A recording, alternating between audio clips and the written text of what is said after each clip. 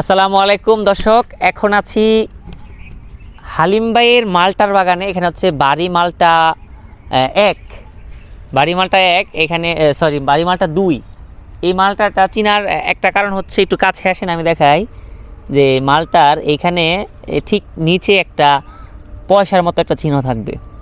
তো এই বাগানটা আসলে আমার একটা আগ্রহের জায়গা। এই কারণে আমি নিজে আমি এবং আমাদের একজন বড় ভাই সুহেল ভাই, আমরা দুজনে 2021 সালে একটা মালটার প্রজেক্ট নিয়েছিলাম। কিন্তু দুঃখজনক হলো সত্য, আমি ওই মালটার প্রজেক্টটা করার পরে আমি ঔষধের পরিবর্তে অন্য একটা বিষ প্রয়োগ করছিলাম, যেই কারণে আমার সবগুলা গাছের চারা নষ্ট হয়ে গেছিলো। তখন আমি অনেক কষ্ট পাইছিলাম। পরবর্তীতে আমাদের এলাকায় আমাদের হালিম ভাই, উনি এই মালটার চাষটা, একটু এদিকে আসেন, হালিম ভাই আছে, মালটার চাষটা নিয়ে আসছে। তখন অনেক খুশি, মানে আমার অনেক ভালো লাগছে, এই জন্য আমি মাঝে মাঝে বাগানটা দেখতে আসি। তো এই যে আমাদের হালিম ভাই আছে। ভাই কেমন আছেন? আছি আলহামদুলিল্লাহ, ভালোই। তো আপনার এই মালটার প্রজেক্ট কেমনে কি শুরু করলেন, কিভাবে কি করলেন একটু বলেন দর্শকদেরকে।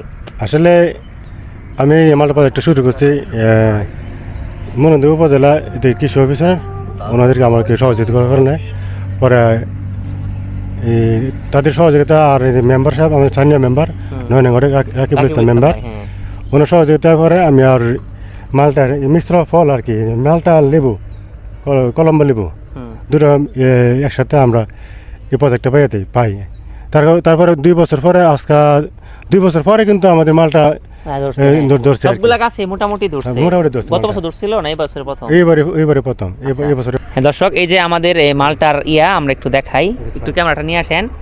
এটা মূলত এখনো বড় হয় না, এটা হচ্ছে, এটা মনে মালটা এক, বাড়ি মালটা 1, এটা 1, কিন্তু আপনার এখানে 2 আছে কয়েকটা।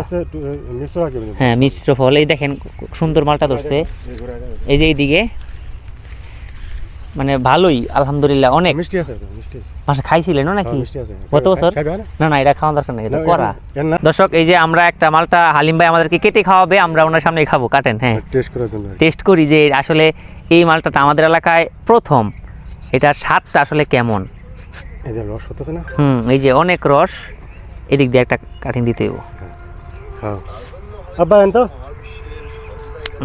আব্বা খানি না, এই যে দেখেন মিষ্টি, কিন্তু আসলে মিষ্টি।